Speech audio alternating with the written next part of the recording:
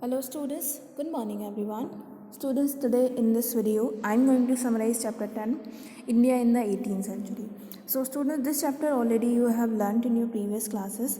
So there you have learnt about the later Mughals and how the Mughal empire broke, and especially the former Mughal provinces like Bengal, Awadh, Hyderabad, and there was foreign invasions to Rajput states, Jat state of Bharatpur, Marathas involvement was there, and the Sikhs. Okay, मतलब हमने देखा कि पंजाब कैसे form हुआ, हैदराबाद कैसे बना, सारी चीज़ें हमने हमारी प्रीवियस क्लासेस में पढ़ी.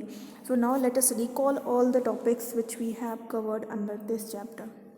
Okay, so first of all students, the Mughal empire flourished in India under the great Mughals. Great Mughals means the Mughals from the Babur, ठीक है, and their rules begins from the Babur succession to India in the year 1526. हमारी India में बाबर कब आया था? 1526 में, ठीक है. After that, it ended in the year 1707 with the death of the Aurangzeb. ठीक है, 1526 में हमारे इंडिया में मुगल्स का प्रोविंसेस, जो मुगल का रूल था वो शुरू हुआ बाबर के आने के साथ और एंड हुआ औरंगजेब की डेथ के साथ में. ठीक है, आफ्टर दैट मुगल्स में औरंगजेब की डेथ के बाद और भी रूलर्स हुए मुगल्स में, but they were not as much as powerful like the greater Mughals. ठीक है, तो जो उनको लेटर मुगल्स के नाम से जाना जाता है. ठीक है, those who were after the Aurangzeb. So students, during the Aurangzeb's reign the English and the French they were two main rivals in Indian trade. मतलब हमारे इंडिया में ट्रेड के पर्सपेक्टिव से सबसे पहले कौन आया?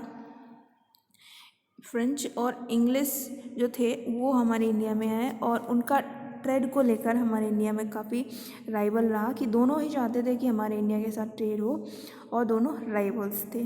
ठीक है, and this is as a Carnatic war. This resulted in the Carnatic war.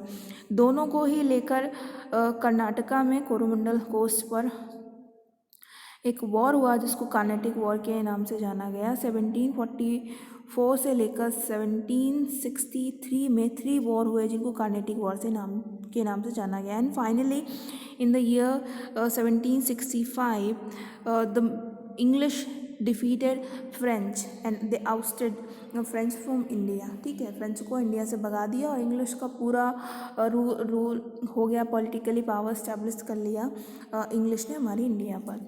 Next the later Mughals. So Aurangzeb successors called the later Mughals. Aurangzeb के बाद जितने भी रूलर्स रहे उनको लेटर मुगल्स कहा जाता है. They ruled about to 150 years from the year 1707 to 1857.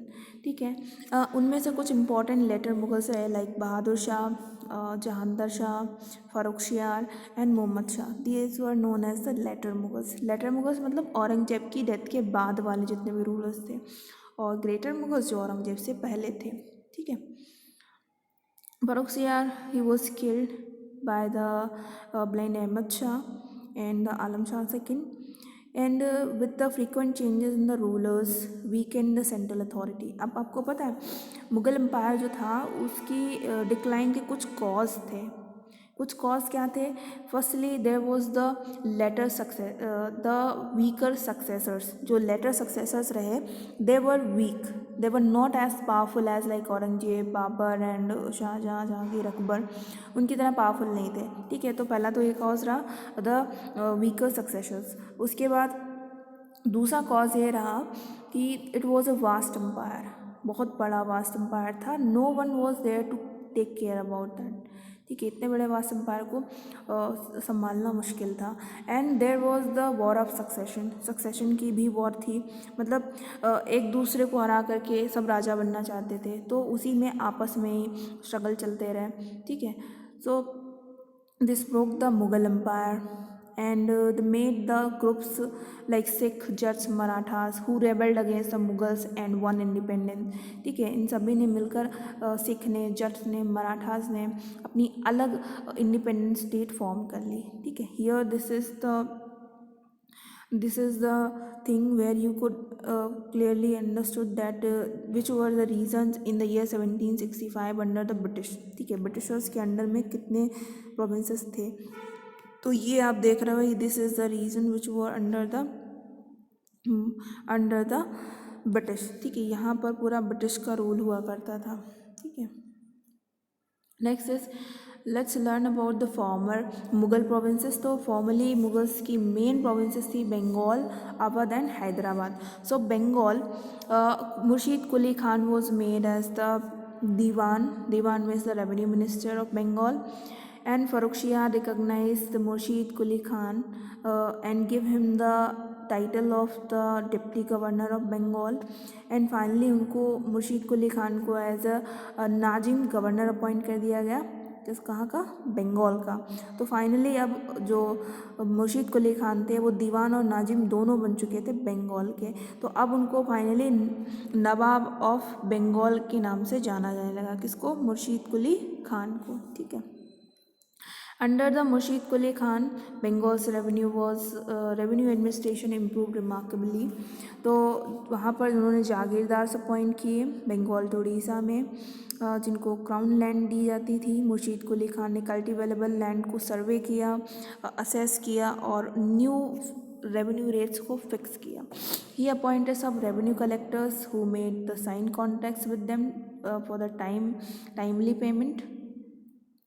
तो मुर्शीद कुली खान के अंडर में काफ़ी डेवलप हुआ बंगाल में। And you know finally Murshid Quli Khan independent the Bengal and made his own province. ठीक है, and during the Murshid Quli Khan, during that time, during the Mughals, the money lenders, zamindars and bankers they rose मतलब वो grow किए, उनका काफ़ी ज़्यादा development हुआ। Just because the people who were contracted the sign they just have to pay the taxes, उनको taxes pay करने होते थे। And if there is production or not, production हो या नहीं तो उनको देने पड़ते थे। So finally to pay the revenue people takes the taxes from the zamindars, and to take the loan on high interest they just have to give their land as a security amount। ठीक है, security amount उनको अपनी ज़मीनें देनी पड़ती थी। And when they were not able to repay the money, then their land was to the money lenders and the bankers। तो इस तरीके से फाइनली मनी लेंडर्स और जो जमींदार जो बैंकर्स थे वो रोज हुए। ठीक है, next is Awadh। So Awadh was also an important province of the Mughals, and Awadh is situated in the modern Uttar Pradesh beside fertile land। It has the advantage of being located on the trade routes linking Bengal and northwestern India। Awadh की जो location है वो trade route को link करती है बंगाल और north west India को। ठीक है, इसके आसपास फर्टाइल लैंड तो है ही। After that, Delhi is also close to the Awadh, and it plays an important role for the trade and the administration. So Saadat Khan, a Mughal officer, Saadat Khan was appointed as the governor in the Awadh in the year 1722 finally, and he was entitled as the बुरहानुल मुल्क। ठीक है, किसको? सादत खान को क्या title दिया गया? बुरहानुल मुल्क का। And he became very powerful and he broke it from the Mughals and make it own independent state. Finally उन्होंने मुगल से अलग कर ली थी ये स्टेट। सादत खान ने उसको एक इंडिपेंडेंट स्टेट बना लिया था। He appointed their own ijaradars and jagirdars to collect the revenue, and after that Saadat Khan and his successors they become the nawab of Lucknow. ठीक है, उन्होंने कुछ जैसे बड़ा इमाम बाड़ा, छोटा इमाम बाड़ा, अवधी मोनूमेंट्स बनवाए। कहाँ पर? लखनऊ में। Next is Hyderabad. Hyderabad also a powerful Mughal province, जहाँ पर चिनकिल्च खान जो थे, he was appointed as a noble there in the Hyderabad। He was appointed as governor of the Deccan and he was given as the title of Nizamul Mulk. ठीक है, किसको? चिनकिल्च खान को क्या title दिया गया? निजामुल मुल्क। ठीक है, and he established the state Hyderabad in the year 1724 and Mohammed Shah has to give him the title Asaf Jah. Finally उन्होंने मोहम्मद शाह को टाइटल दिया असफ जाह का, जिसके बाद में असफ जाही डायनेस्टी का इस्टेब्लिशमेंट हुआ। So Nizamul Mulk Asaf Jah ruled virtually on the independent control over the Hyderabad. ठीक है, हैदराबाद पर फाइनली चिनकिल्स खान का रूल रहा। दिस इज़ द बड़ा इमाम बाड़ा, ये लखनऊ में एक अवधी मोनूमेंट है जिसमें इस्लामिक स्टाइल में भी बनाया गया। Okay, next is the foreign invasions. तो there was a foreign invasions to in India. तो Nadir Shah he invaded India and defeated Mughal emperor Mohammad Shah. Nadir Shah ने मोहम्मद शाह को हराया at Karnal, and he took away the Kohinoor diamond and the शाहजहाँ's ज्वेल स्टड पीकॉक थ्रोन। ठीक है, वो India से कोहिनूर डायमंड और जो शाहजहाँ का पीकॉक थ्रोन था वो अपने साथ ले गया। And this expose the weakness of the Mughals. अब इस हार के बाद पता चला कि मुगल्स कितने वीक हैं। Next is Rajput state was there. आपको पता है राजपूत के साथ में मुगल्स ने अपनी मैरिज अलायंस की हुई थी। ठीक है, मैरिज अलायंस मतलब मैरिज के थ्रू वो राजपूत के साथ में संधि कर लेते थे, उनको अपने फेवर में कर लेते थे। सो राजा जय Singh he became the governor of Malwa and Agra, and Maharaja Ajit Singh became the governor of Ajmer. Maharaja Jai Singh became the governor of Amber.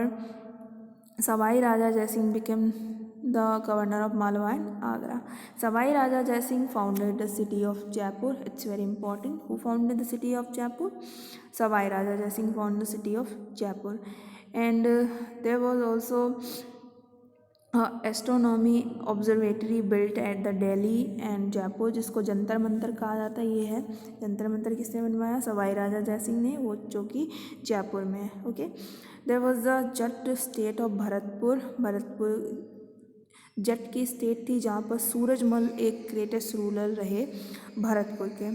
Okay, उन्होंने ढीक में एक फोर्ट बनवाया जिसके रिमेन्स आज भी हमें मिलते हैं। Okay, next is Marathas. So Marathas, they played an important role in the history of the Mughals. So they live in the hilly region of Maharashtra and they ruled over there. जब भक्ति movement शुरू हुआ तो Marathi language literature ने मराठास को एक distinct cultural identity दी and they united the Marathas. Shivaji proclaimed as himself the ruler of Marathas and took the title of Chhatrapati. So he founded the Maratha state. उसके बाद जो मुगल्स के मराठास के हेरिडिटरी चीफ्स होते थे उनको देशमुख कहा जाता था। ठीक है, आफ्टर दैट जो मुगल्स में कुछ टैक्स कलेक्शन होता था जिनको चौथ और सरदेशमुखी कहा जाता था। ठीक है, चौथ मतलब 1/4 of the revenue and sardeshmukhi was 1/10 of the revenue. ठीक है, after that Shivaji demanded himself to proclaim as the chief headman. When Shivaji died in the year 1680, in the year 1689, Aurangzeb killed Shivaji's son Shambhaji and captured Shambhaji's infant son Shahu. तो finally Shahu ji को main Peshwa declare किया गया मराठास का। पेशवा मतलब जो chief minister होते हैं बनाया गया। तो काफ़ी स्ट्रगल रहा मुगल्स का और मराठास का, and finally Marathas lost the war just because their neighbour rulers didn't support the Marathas को सपोर्ट नहीं किया, इसलिए वो हार गए। So in the third battle of the Panipat in the year 1761, the battle of Panipat took place between the Ahmad Shah Abdali and the Marathas, and Ahmad Shah Abdali defeated Marathas. ठीक है, क्योंकि अहमद शाह अब्दाली ने जो एनिमीज़ थे मराठास के उनके साथ में संधि कर ली थी, अलाइंस कर लिया था। तो they supported Mughals and the Marathas lost. Next is Sikh. So Sikhs after the death of the Guru Gobind Singh in the year 1708, उनके कुछ फॉलोअर थे जैसे Banda Bahadur Shah. So they struggled against the Mughals and they brought the major region of the river Yamuna and Ravi under their administration. They established his own administration and minted coin. उन्होंने coin Guru Nanak Dev के नाम पर शुरू किए। Mughals control over the Sikh weakened after the Nadir Shah Ahmad Shah Abdali. जब नादिर शाह और Ahmad Shah Abdali India में आए तो मुगल्स का प्रोविंस जो था वो कमज़ोर पड़ गया। सिख मिल्स ने एक ऑर्गेनाइजेशन बनाया जिसको दल खालसा कहा जाता है। दल खालसा एक इलेक्टेड लीडर्स का इलेक्टेड लीडर्स होते हैं जो कि पीरियोडिकली मीटिंग में मेजर डिसीजंस लेते हैं, उसको गुरु मत कहा जाता है। गुरु मत मीन्स विल ऑफ द गुरु की इच्छा, ठीक है। दल खालसा फॉर्म होने के बाद वो सिख के साथ में अहमद शाह अब्दाली तक रहा। Around the year 18th century, around the end of the 18th century, Maharaja Ranjit Singh united the Sikh state near the river Satluj, the west of the river Satluj, and he established the independent Sikh state of Punjab. Finally, महाराजा रंजीत सिंह ने Punjab state को form किया, and he also captured Kashmir, Peshwa and Multan. So student, this is about the